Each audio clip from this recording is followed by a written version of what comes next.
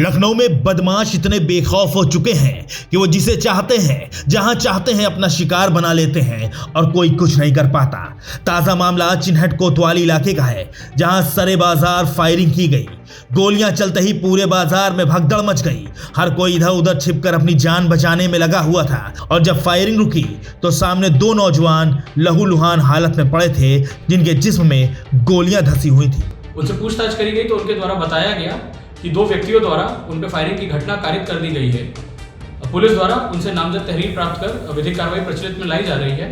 यह खौफनाक मामला 16 मार्च की शाम 7 बजे का है। चिन्हट कोतवाली इलाके के विधायक चौराहे से कुछ दूरी पर सौम्या क्लिनिक है, जहां शाम के वक्त रोजा खोलने के बाद एजाज अहमद अपने कुछ दोस्तों के साथ बैठे हुए थे। अभी एजाज अपने दोस्तों से बात कर ही रहे थे कि अचानक बाइक पर सवार दो बदमाश मौके पर पहुंचते हैं, जिसमें एक बदमाश का नाम विशाल यादव और दूसरे का नाम वैभव शूटर बताया जा रहा है। विशाल और वैभव गालियां देते हुए बाइक से उतरते हैं और एजाज की तरफ बढ़ते हैं। किसी भी खतरे से अनजान एजाज कुछ समझ नहीं पाते और जब तक वो कुछ समझ पाते तब तक बहुत देर हो चुकी थी। जी हाँ, वैभव ने अपनी कमर में लगा हुआ असलहा निकाल लिया और अंधाधुंध फायरिंग शुरू कर दी। बदमाशों के असलहे से निकला लोहा सीधे एजाज के जिस्म में जा धंसा और वो बुरी तरह घायल होकर मौके पर ही गिर गए। इतना ही नहीं, एजाज के बचाने के लिए आगे बढ़े उनके दोस्त खालिद को भी बदमाशों ने नहीं बख्शा और उन पर भी गोली चला दी, लेकिन गनीमत रही कि वो बच गए। गोली चलते ही मौका वारदात पर अफरा तफरी फैल गई। बिल्कुल भगदड़ जैसा माहौल हो गया और इसी का फायदा उठाकर हमलावर मौके से फरार हो गए। शाम को 7 बजे जिस जगह ये कांड हुआ वो काफ़ी भीड़ भाड़ वाला इलाका है।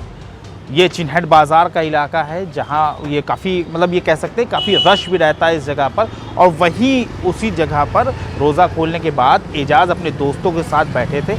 आप ये देखिए कि बदमाश कितने बेखौफ थे, जो इन्होंने एजाज के घर के पास सरे बाज़ार एजाज के दोस्तों के सामने ही इस वारदात को अंजाम दिया और एजाज को गोली मारकर मौके से फरार हो गए। इस हमले में जहां एजाज की पीठ और कंधे में गोलियां लगी, वहीं उनको बचाने आए उनके दोस्त खालिद भी बुरी तरह घायल हो गए। एजाज को गोली लगी हुई है और वैभव शूटर ने मारा है। वैभव शूटर क्या हुआ था? मामला कुछ हुआ नहीं था, मामला कहा सुनी हुई थी। ये 1 तारीख की बात है। बस आपसी ये गली में ले जाके गोली वोली चलाते हैं, उसी वजह से। गाड़ी का कोई विवाद नहीं है, गाड़ी का कोई बात नहीं। वो लोग कार से थे और वो लोग कहा सुनी हो रही थी, कहा सुनी में वो लोग लड़ाई की है तो लड़ाई हुई थी, बाकी और कोई मतलब नहीं। अभी तो ये बाइक से आए थे।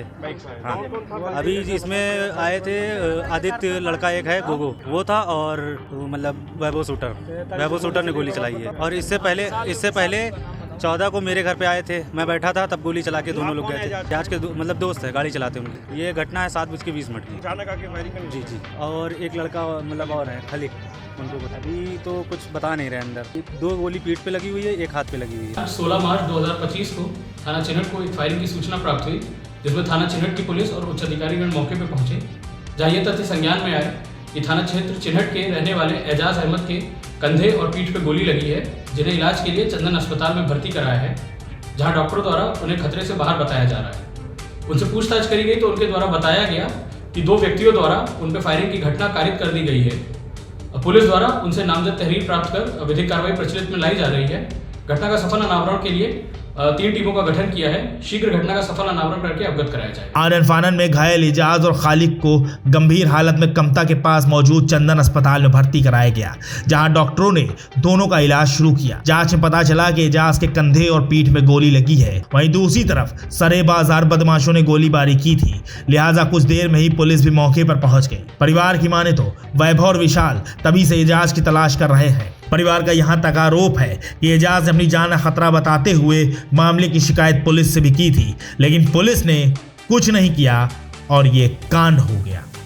अब देखना ये होगा कि आखिर पुलिस इन बदमाशों को कब गिरफ्तार कर पाती है। Bureau report, NDTV Bharat. ऐसा बताया जा रहा है कुछ दिनों पहले इन दोनों की गाड़ियां आपस में टकराई थी, कुछ बहस भी हुई थी, लेकिन फिर मामला शांत हो गया। लेकिन ये शांति मौत के तूफान से पहले आने वाली खामोशी साबित हुई। किसी ने ख्वाब में भी नहीं सोचा होगा कि ये मामला एक खूनी शक्ल इख्तियार कर लेगा और एजाज को सरेआम गोली मार दी जाएगी।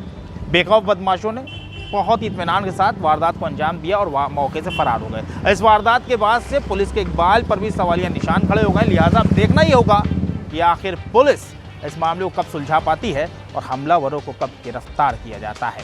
कैमरा जर्नलिस्ट अभय कुमार के साथ मैं मोहम्मद आसिफ दुलार, NDTV भारत, लखनऊ। देश दुनिया की ताज़ा तरीन खबरों से रूबरू होने के लिए सब्सक्राइब कीजिए आपका अपना चैनल NDTV भारत।